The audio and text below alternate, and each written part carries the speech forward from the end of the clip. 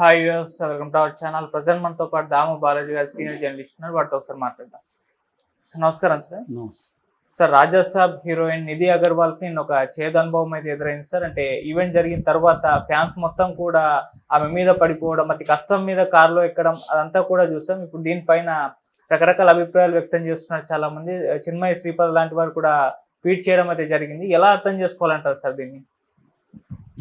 నిన్న రాజాసాబ్లో second song release సందర్భంగా లూలు మాల్లో నిధి అగర్వాల్ వెళ్ళింది చీఫ్ గెస్ట్గా. ఆమె విడుదల చేసిన తర్వాత బయటకు వస్తున్నప్పుడు పెద్ద ఎత్తున యూత్ గుమ్మికూడి ఆమె బాడీని తాకేస్తున్నారు ఎక్కడంటే అక్కడ. ఆమె ఉక్కిరిబిక్కిరి అయిపోయింది. దాంతో బాడీ గార్డ్స్ ఆమెను రక్షించి మొత్తానికి కారులో ఎక్కించారు. ఆమె బండబూతులు తిట్టుకుంటూ కారులో ఎక్కుతుంది. ఆ వీడియో వైరల్ అవుతుంది. లోపలికి వెళ్ళినా కూడా ఆమె అంటే ఒక షాక్కి గురైంది. ఆమె ఇలా ఆమెకు ఎంతమంది ఒక్కసారిగా మీద పడి తాకేస్తూ ఉంటే భయం కూడా అయింటుంది ఏం జరిగిపోతుందని. ఎప్పుడైనా జనంలో ఎవరు ఆమె అని కాదు, మనం ఇరుక్కున్నాం, మనకు భయం వేస్తుంది. ఫస్ట్ ఏమి ఊపిరాడదు, ఒక గందరగోళం పరిస్థితి ఏర్పడుతుంది. ఇంకా స్త్రీలకైతే వాళ్ళని ఎక్కడంటే అక్కడ తాకేయడం అవన్నీ చేస్తారు. అది మోర్ ఎంబరాసింగ్. అది అప్పటి ఇన్సిడెంటే కాదు, అది దాని తర్వాత చాలా కాలం అది వెన్నాడుతూ ఉంటుంది. అది ఒక కంపరంలాగా వెన్నాడుతూ ఉంటుంది. మనకన్నా ఎంత మనల్ని మగవాళ్ళు ఒక్కోసారి మనల్ని ఎక్కడైనా బస్సుల్లో లేకపోతే ఎక్కడైనా క్రౌడెడ్ ప్లేస్లో ఉన్నప్పుడు చాలామంది తాకుతూ నెట్టుతూ వెళ్తుంటారు వాళ్ళు.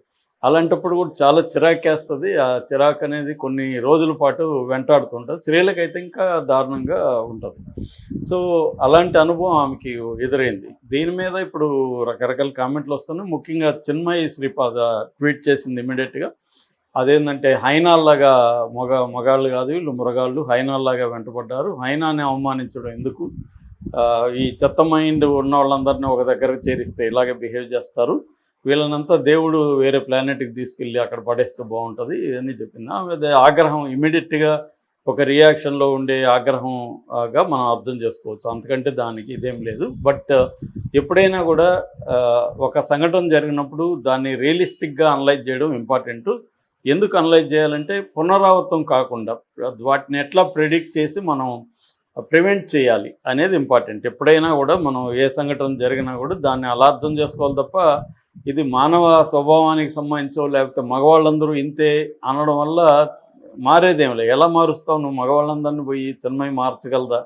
లేకపోతే ఆమె అన్నట్టుగా దేవుడు ఏమన్నా ప్లానెట్కి తీసుకెళ్తాడా? అదేం జరగదు కదా. వీటి వల్ల ఉపయోగం లేదు. అదేంటంటే ఆమె ఇమీడియట్ ఆగ్రహంగా మాత్రం మనం చూడాలి. బట్ ప్రధాన కారణం ఏంటి అనుకున్నప్పుడు ప్రాపర్ ప్లానింగ్ లేకపోవడం ప్రధాన కారణం. Proper planning, proper crowd control management అనేవి ప్లాన్ చేసుకోకుండా. ఇప్పుడు మనకు అనేక ఈవెంట్ మేనేజ్మెంట్లో ఇదే సంస్థ. చాలా ఈవెంట్ మేనేజ్ చేసే సంస్థలు చాలా జాగ్రత్తలు తీసుకుంటారు. వాళ్ళు క్రౌడ్ మేనేజ్మెంట్ అనేది వెరీ ఇంపార్టెంట్.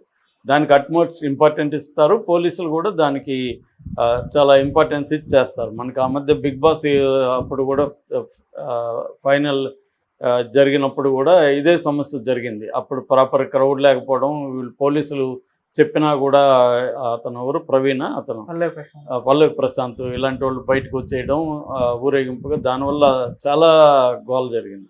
క్రౌడ్ అలాగే ఉంటారు. అభిమానులు ముఖ్యంగానే సినిమా అభిమానులు ఐక్యూ లెవెల్స్ తక్కువ ఉంటాయి, వాళ్ళకి వైలెన్స్ ఎక్కువ ఉంటుంది. వాళ్ళని తయారు చేసింది వీళ్ళే కదా, హీరోలే కదా తయారు చేసింది వాళ్ళని. హీరోలు సినిమా ఇండస్ట్రీ ఫ్యాన్స్ని తయారు చేసి ఇప్పుడు మళ్ళీ ఫ్యాన్స్ని వ్యతిరేకిస్తేలాగా. అంటే మీకు క్రౌడ్ కావాలి, మీకు పబ్లిసిటీ కావాలి, మీకు ఫ్యాన్స్ కావాలి, ఫ్యాన్స్ అసోసియేషన్ కావాలి, కానీ వాళ్ళు మీరు చెప్పినట్టు వినాలి అంటే ఎలా కుదురుతుంది? నువ్వు ఒక వైల్డ్ యానిమల్ తయారు చేసి ఆ వైల్డ్ యానిమల్ నా కంట్రోల్లో ఉండాలి, నేను చెప్పినట్టు వినాలంటే కుదరదు. వైల్డ్ యానిమల్ దాని ప్రకారం అది బిహేవ్ చేస్తుంది. క్రియేట్ చేయకముందు అవి అన్నీ ఆలోచించాలి. కాబట్టి ఇది ఓన్లీ మగవాళ్ళని తిట్టి లాభం లేదు. ఫ్యాన్స్ వాళ్ళని ఎందుకు అలా తయారు చేశారు, ఒక ఉన్మాదాన్ని ఎందుకు క్రియేట్ చేశారు అనేది ఇది బ్రాడర్ ఇష్యూ. ఇది మన దేశానికి సంబంధించిందే కాదు, ప్రపంచవ్యాప్తంగా ఇక్కడ సినిమా వాళ్ళకు ఉంటే ఇంకో చోట సింగర్కి ఉంటుంది, ఇంకో చోట రాజకీయ నాయకులకు ఉంటుంది. ఇప్పుడు విజయ్ చూడడానికి వచ్చే కదా వాళ్ళు అంతమంది చనిపోయింది. 40 మందికి పైన ఎందుకు చనిపోయినారు కరూరులో? మార్నింగ్ నుంచి ఎందుకు వెయిట్ చేస్తూ ఉన్నారు? అతను 7 గంటలకు రాత్రికి వస్తే మార్నింగ్ నుంచి అక్కడ ఎందుకు వీళ్ళంతా వెళ్ళారు? విజయ్ని చూడాలని కదా. విజయ్ని చూడాలనే పిచ్చేంటి? అంతసేపు పిల్లలంతా వేసుకొని అక్కడికి ఎందుకు వెళ్ళారు? కాబట్టి ఇది ఏంటంటే ఈ క్రేజ్ని మనమే క్రియేట్ చేసాం. ఈ క్రేజ్ వల్ల అనేక అనర్థాలు జరుగుతున్నాయి. దీన్ని జనాల్ని విమర్శిస్తే లాభం లేదు. రెండోది ఏంటంటే ఇక్కడ అమ్మాయిలనే కాదు అబ్బాయిలను కూడా, అంటే హీరోలను కూడా ఇలాగే తాకాలని వాళ్ళ కోరిక ఉంటుంది. హీరోని తాకాలని చాలామంది అమ్మాయిలు కూడా పోస్టులు పెడతారు. ఒక్కసారి హగ్ చేసుకోవాలని ఉంది నాగార్జున, ఒక్కసారి తాకాలని ప్రభాస్ని ఉంది, నా జన్మవుతుందని అమ్మాయిలు కూడా అనుకుంటారు. సో ఇదేం పెద్ద విషయం కాదు. ఎందుకంటే ఒక ఐడియల్ షీని ఒక స్క్రీన్ మీద నువ్వు చూపిస్తున్నప్పుడు, ఆ హీరోయిజాన్ని ఎస్టాబ్లిష్ చేస్తున్నప్పుడు మన సినిమాల్లోనే ఆ ప్రాబ్లం ఉంది. మన సినిమాల్లో మామూలు మనుషుల్లాగా ట్రీట్ చేయం కదా వాళ్ళని, ఒక స్టార్ లాగా చేయడం, వాళ్ళ చుట్టూ ఒక హంగామా క్రియేట్ చేయడం, దీనివల్లనే కదా జరుగుతుంది. ఏదైనా అల్లు అర్జున్ అయినా అంతే, ఎక్కడైనా ప్రమాదాలు జరిగినప్పుడే ఇది చర్చిస్తాం తప్ప మామూలుగా కూడా ఇవి ఇలాగే ఉంటాయి. ఆ మధ్య పూరి జగన్నాథ్ కూడా అన్నాడు, ఎక్కడెక్కడో తాకేస్తారు, ఎక్కడెక్కడో గిచ్చేస్తారు వాళ్ళు ఫ్యాన్స్ అని. అవును, వాళ్ళకి అదొక ఆనందం. అంటే నాకు ఇష్టమైన హీరోయిన్నో లేకపోతే ఇష్టమైన హీరోని నేను తాకాను, ముద్దు పెట్టుకున్నాను, లేకపోతే హగ్ చేసుకున్నాను, గట్టిగా గిచ్చేసాను తెలుసా అని వాళ్ళకి ఒక ఆనందం. దాన్ని వాళ్ళకి అది గ్రేట్ అడ్వెంచరస్ థ్రిల్లింగ్ మెమరీ వాళ్ళకి. వీళ్ళకేమో అది ట్రామా. ఇప్పుడు ఈమెను తాకిన వాళ్ళకంతా థ్రిల్లింగ్ మెమరీ, భలే తాకేశాను రా, నేను ఎక్కడెక్కడ ఏమేమో చేశాను, వాళ్ళు ఆనందంగా వాడు చెప్పుకుంటాడు, మందు కొడతాడు, ఇంకోటి చేసి సెలబ్రేట్ చేసుకుంటాడు. కానీ ఆమెకి అది ట్రామా లాగా మిగిలిపోతుంది. దీనికి ప్రధాన కారణం ఎవరు? నిర్వాహకులు. మరి లూలు మాల్ నిర్వాహకులా లేకపోతే రాజాసాబ్ నిర్వాహకులు? ఆ ఈవెంట్ ఎవరు చేశారు? ఈవెంట్ మేనేజ్ చేశారా లేకపోతే ఎవరు చేశారు? అంటే ఈవెంట్ మేము ప్రొఫెషనల్ మేనేజ్మెంట్కి ఇచ్చారా లేకపోతే వీళ్ళు చేశారా? వాళ్ళు బాధ్యులను చేయాలి ప్రధానంగా, అంతేగాని క్రౌడ్ని కాదు. క్రౌడ్ ఇలాగే ఉంటారు. సో క్రౌడ్ని నువ్వు ఎలా మారుస్తావు? కాబట్టి క్రౌడ్ని నువ్వు ఎలా కంట్రోల్ చేయాలి, క్రౌడ్ కంట్రోల్ అనేది ఎలా ప్లాన్ చేసుకోవాలనేది ఆలోచించాలి తప్ప, భక్తి అయినంతే కదా. భక్తులు ఎందుకు పోయి చచ్చిపోతున్నారు అక్కడ? అదే రోజు పోయి అదే ముహూర్తంలో ఎందుకు స్నానం చేయాలి? అంటే భక్తులను కూడా నువ్వు అలా మేనేజ్ చేసి, ప్రవచనకారులు వాళ్ళు పలానా ముహూర్తంలో పలానా గుళ్ళో చేస్తే మీకు స్వర్గం వస్తుంది, ఏవో చెప్పి వాళ్ళని అక్కడ పంపిస్తున్నారు. సో ఇక్కడ ఎనీ క్రౌడ్, మగవాళ్ళ ఆడవాళ్ళ లేకపోతే పెద్దవాళ్ళ చిన్నవాళ్ళని కాదు, ఎనీ క్రౌడ్, ఎనీ ఇల్లాజికల్గా ఉండే భక్తి కావచ్చు, ఇది కూడా ఒక ఇదే. కాబట్టి అది పీక్కి వెళ్ళినప్పుడు రీజన్ పనిచేయదు, ఇంకా మైండ్ థింకింగ్ ఉండదు. గుడ్డిగా ఎట్టి పరిస్థితుల్లో మనం వెళ్ళాలి, మనం ముందుకు వెళ్ళాలి, మనం ముందుకు తాకాలి, లేకపోతే ముందుగా దేవుణ్ణి చేయాలి.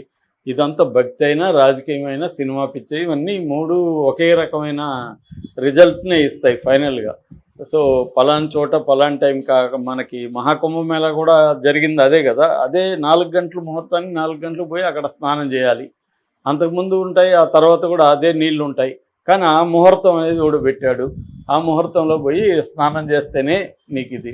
కాబట్టి అక్కడే పడ్డాం. ఏం తర్వాత ఎప్పుడు ఉంటాయి కదా, వెళ్ళి చేయొచ్చు కదా అనేది లేదు. అంటే దీని చుట్టూ ఒక మార్కెట్ ఉంది, బిజినెస్ ఉంది, దీన్ని పెంచి పోషి. సినిమా కూడా అంతే, దీని చుట్టూ ఒక వ్యాపారం ఉంది.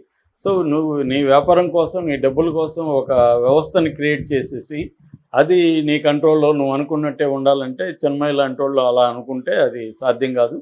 అమ్మాయి ప్రాక్టికల్కి దూరంగా మాట్లాడడం, ఒట్టి ఆగ్రహం వ్యక్తం చేసి సరిపోదు. దాని పట్ల ఒక సొల్యూషన్ ఏంటనేది అమ్మాయి చెప్పాలి. దేవుడు ప్లానెట్ అనేది సొల్యూషన్ కాదు.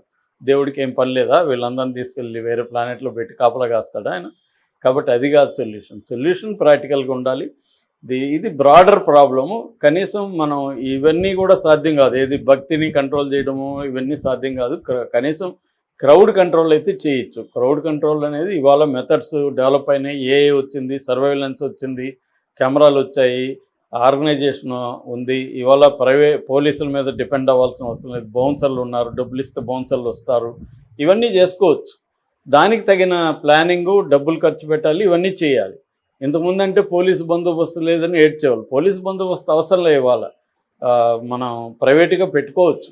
సెక్యూరిటీ ఏజెన్సీలు బలంగా వచ్చేసాయి, వాళ్ళని పెట్టుకోవచ్చు, డబ్బులు ఇస్తే వస్తారు వాళ్ళు. సో నువ్వు దేనికి ఖర్చు పెడతా ఉండవు అనేది చూసుకోవాలి. సో అది చేయకపోవడం అనేది ప్రధానం తప్ప దీంట్లో క్రౌడ్నో లేకపోతే ఫ్యాన్స్నో తిట్టి లాభం లేదు. ఇది ప్రతి చోట జరుగుతుంది. Okay sir, thank you so much sir.